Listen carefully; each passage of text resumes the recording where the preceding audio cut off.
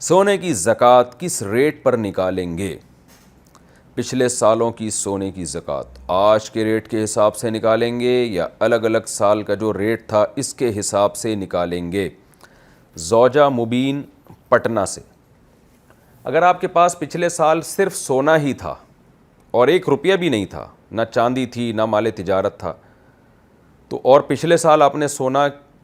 کی زکوٰۃ نہیں نکالی اور اب نکال رہے ہیں، تو جس ٹائم نکلے گا اسی دن کے ریٹ کا حساب ہوگا، چاہے وہ پچھلے سال کی زکوٰۃ ہو، کیونکہ گویا کہ آپ پر ابھی سونا میں سے سونا نکالنا واجب ہوا ہے، اب سونا نہیں نکال رہے تو اس کی قیمت دے رہے ہیں، تو وہ قیمت ظاہر ہے آج کے ریٹ کی دی جائے گی، لیکن عام طور پر ایسا ہوتا نہیں ہے۔ ہوتا یہ ہے کہ جب سونے کی زکوٰۃ نکالی جا رہی ہوتی ہے، جیسے پچھلے سال آپ پر جو زکوٰۃ واجب ہوئی تھی،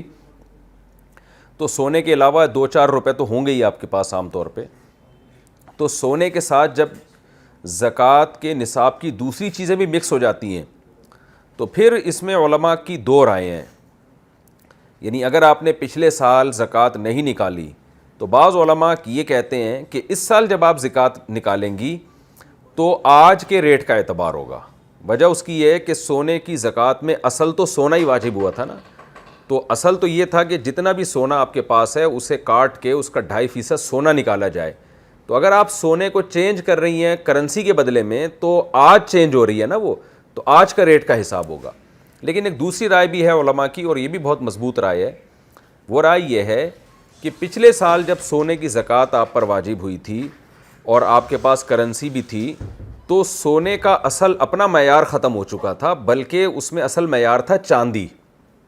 یعنی 52.5 تولہ چاندی کے نصاب کا خیال کر کے آپ پر پیسے یعنی سونے کی ویلیو لگائی جا رہی تھی اس وقت، تو ویلیو کے حساب سے زکوٰۃ واجب ہو رہی تھی۔ تو جس دن زکوٰۃ پچھلے سال واجب ہوئی تھی، تو چونکہ سونے کی ویلیو پر زکوٰۃ واجب ہوئی تھی، اس لیے اس دن کی ویلیو آج لگائی جائے گی، یعنی اس دن ویلیو کیا تھی۔ تو دونوں قول ہیں،